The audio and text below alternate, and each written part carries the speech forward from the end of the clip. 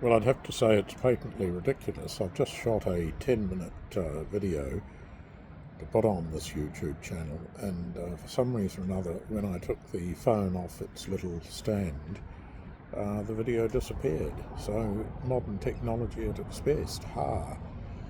Things do go wrong, don't they? You can't ensure that things will always turn out as you expect. But anyway, I'm back again, and I'm sitting here on a beautiful Saturday morning. I've been to the opening of a mega hardware store this morning, 9 to 10, and they were advertising quite vigorously through the week that they were going to have opening specials and all manner of interesting things. Well, that was not the case, of course. It's not a question of false advertising. They did have opening bargains, but it was just trash, really, inside the main entrance, and not the things that one might go to the hardware store for. I was looking for a particular Makita power tool, which I've been interested in purchasing, and I've had my eye on for a number of weeks, and I have looked at different retail outlets for this particular item, and I've also checked online, and the prices seem quite firm and indeed quite high. I don't know whether that's a Makita thing or whether it's all power tools of a certain type that seem to have a prevailing price that is way above what expectations might be. I mean, when you're talking about what they tend to call the skin for $300, and then you're looking at separately having to buy the battery charger and a 40-volt battery for another sort of $300 or $400, you're looking at $500 or $600 for one tool. And yes, I know what you're thinking.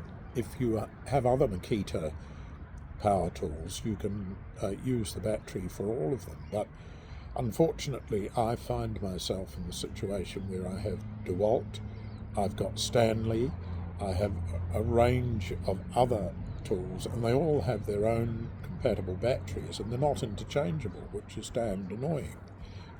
Obviously, the industry doesn't want them to be interchangeable, because that way, whenever you buy a new power tool of a different brand to that which you are used to or you have in your shed, you've got to go and buy the batteries as well. So I backed off. I wasn't prepared to pay sort of, $700 for one power tool with a battery and a charger. It's just patently ridiculous. But I had thought that this mega store would have things discounted to get the people in on the first day. It was a swarm with punters looking for opportunities to go and buy stuff for their houses and their DIY projects and all that sort of thing. But anyway, that was that, and I'm now sitting here soaking up a bit of the autumn sun, which is actually quite warm on the flesh, I'd have to say. Clear blue sky, another magnificent day ahead, and usually on a Saturday morning I go to a local farmer's market where there are all sorts of wonderful delights to be had. There's an artisan baker, and you can buy all manner of things, including bee stings. If you don't know what a bee sting is, you'll have to Google it. Put bee sting NZ, and then it might talk to you about actual stings from bees, but it might also talk about this particular pastry, cream-filled delight, which is a decadent offering in no uncertain terms. And they have things like ham and cheese croissant and wonderful specialty loaves of bread, which are incredibly delectable. And I know what you're thinking. Bread is not necessarily that good for you to eat in abundance. Well, I don't eat it in abundance. I have it every now and again. Saturday morning, to be exact. Anyway, there's a local butcher there with beautiful fresh meat, stunningly presented. An Italian cheesemaker named Emilio, and he has goat, cow and sheep cheese of various types and strengths and styles, all made by him. and they're beautiful products. They're very well worth it, and a very nice change from shopping at the supermarket.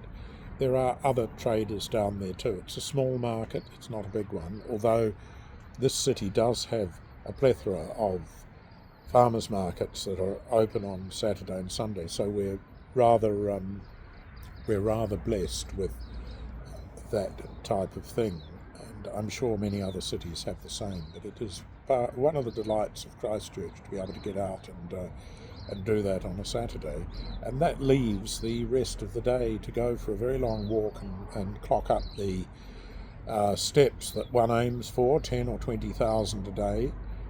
He says with a little chuckle under his breath. I struggle to get to 10, to be quite honest. I get to 7, 8, often 9, occasionally 10,000 steps. It does take quite a bit of effort and time. If you're a busy person, time is the enemy, and I am time challenged at certain periods during the week, so it's not as easy to just put an hour aside or an hour and a half and try and push those numbers up.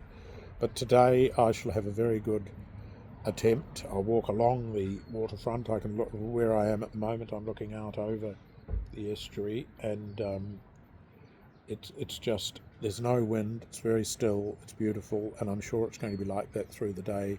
I'll walk around the waterfront, the beachfront, and bump into lots of interesting people. I'm sure many others will be out cycling and walking, and what better thing to do on a perfect autumn day. So there it is. That's enough for you at the moment. See you next time.